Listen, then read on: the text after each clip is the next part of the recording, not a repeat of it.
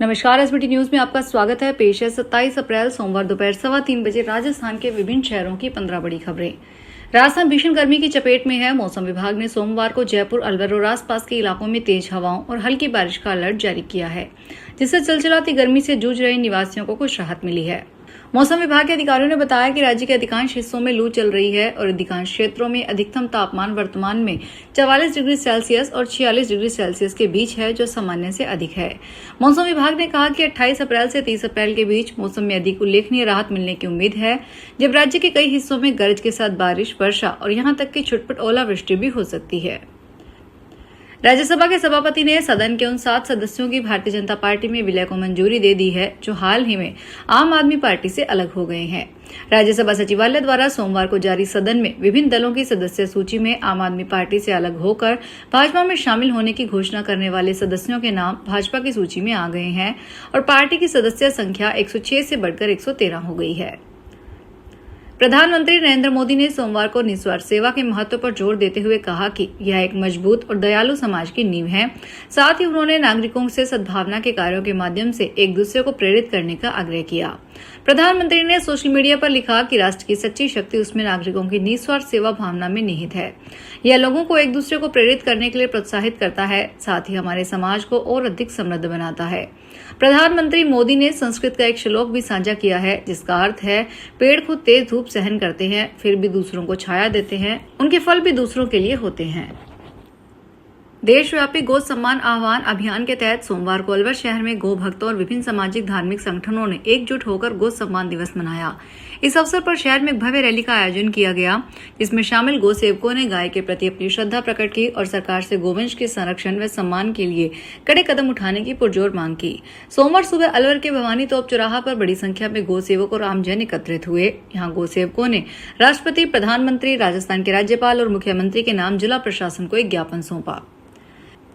कोटा के नाता स्थित राजकीय बालिका गृह में एक बार फिर खुशियों की शहनाई गूंजने वाली है।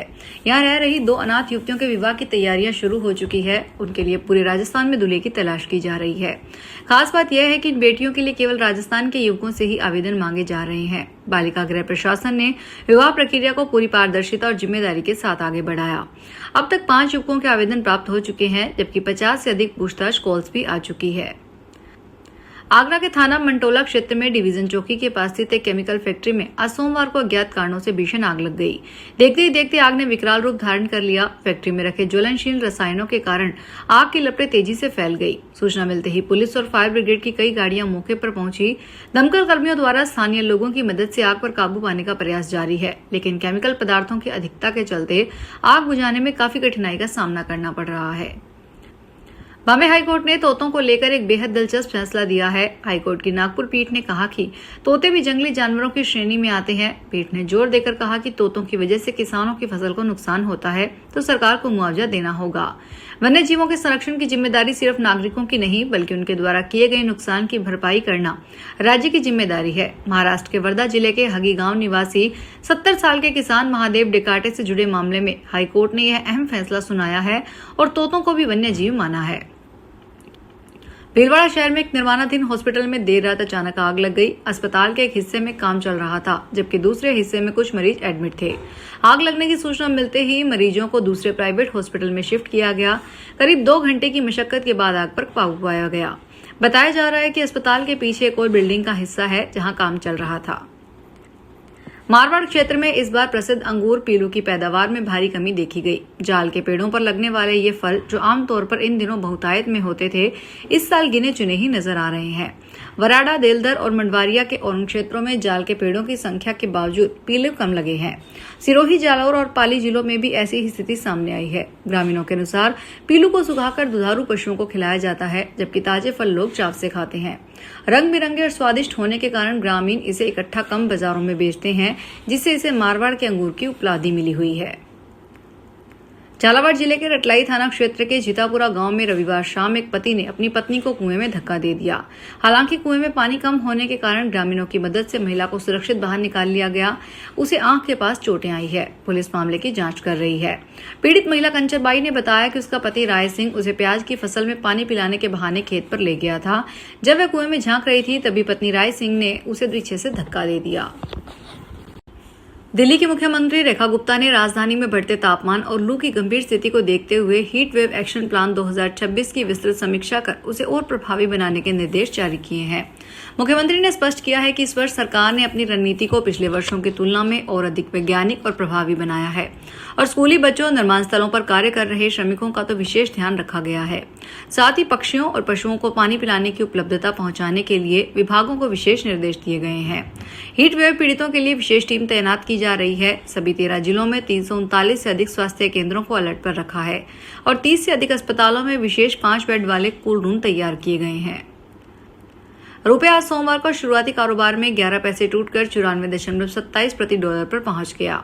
अमेरिकी डॉलर की निरंतर मांग और सुरक्षित निवेश विकल्पों की ओर से व्यापक रुझान से घरेलू मुद्रा दबाव में है। अंतरबैंक विदेशी मुद्रा विनिमय बाजार में रुपया डॉलर के मुकाबले 94.25 पर खुला, फिर टूटकर शुरुआती कारोबार में 94.27 प्रति डॉलर पर पहुंच गया, जो पिछले बंद भाव से 11 पैसे की गिरावट दर्शाता है। रुपया शुक्रवार को अमेरिकी मुद्रा के मुकाबले 94.16 पर बंद हुआ था। अलवर जिले में खाद बीज विक्रेताओं ने आज सोमवार को एक दिवसीय सांकेतिक हड़ताल की है। यह हड़ताल Rajasthan agriculture input dealers association और राष्ट्रीय संगठन के आह्वान पर की गई। इस दौरान बानसूर उपखंड, हरसोरा और आलनपुर सहित अन्य क्षेत्रों में सभी खाद बीज की दुकानें पूरी तरह से बंद रही। संघ के पदाधिकारियों ने स्पष्ट किया है कि इस हड़ताल का मुख्य उद्देश्य कृषि आदान विक्रेताओं की समस्याओं की ओर सरकार का ध्यान आकर्षित करना है। तमिलनाडु के तिरुवल्लुर में एक बेटे के अपनी मां के प्रति गहरे प्यार से बना एक अनोखा स्मारक लोगों की भारी भीड़ को अपनी ओर खींच रहा है। न केवल राज्य से बल्कि पूरे देश से लोग इस दक्षिणी ताजमहल को देखने और उसकी तारीफ करने के लिए बड़ी संख्या में आ रहे हैं। कुछ साल पहले अपने पिता शेख दाऊद के गुजर जाने के बाद अमरुद्दीन की मां जेलानी बीवी का 2020 में निधन हो गया था। उन्होंने राजस्थान से लाए गए सफेद संगमरमर के पत्थरों का उपयोग करके ताजमहल की मुगल शैली की वास्तुकला को फिर से बनाने का विकल्प चुना। लगभग 1 एकड़ जमीन पर बना और लगभग 8000 वर्ग फुट में फैला यह ढांचा 46 फुट चौड़ा है और इसकी ऊंची मीनारें हैं। अजमेर में बाल विवाह रोकने को लेकर प्रशासन और पुलिस की सख्ती के दावों के बीच जिले में बाल विवाह का मामला सामने आया है। इस घटना का एक वीडियो भी सामने आया है जिसमें कथित तौर पर 2 नाबालिग जोड़ों का विवाह होते दिखाई दे रहा है। बताया जा रहा है कि यह वीडियो गिगल थाना क्षेत्र के मुहामी गांव का है और करीब 5 से 7 दिन पुराना है। वीडियो में 2 जोड़े साफ नजर आ रहे हैं। उनके माता पिता हवन में बैठे हुए आहुतियां दे रहे थे, जबकि अन्य परिजन भी समारोह में मौजूद हैं। फिलहाल इस बुलेटिन में इतना ही, फिर हाजिर होंगे बड़ी खबरों के साथ। अगर आप भी अपने आसपास की छोटी बड़ी और महत्वपूर्ण खबरों से अपडेट रहना चाहते हैं तो सब्सक्राइब कीजिए हमारे चैनल एसपीटी न्यूज को और प्रेस कीजिए बेल आइकन पर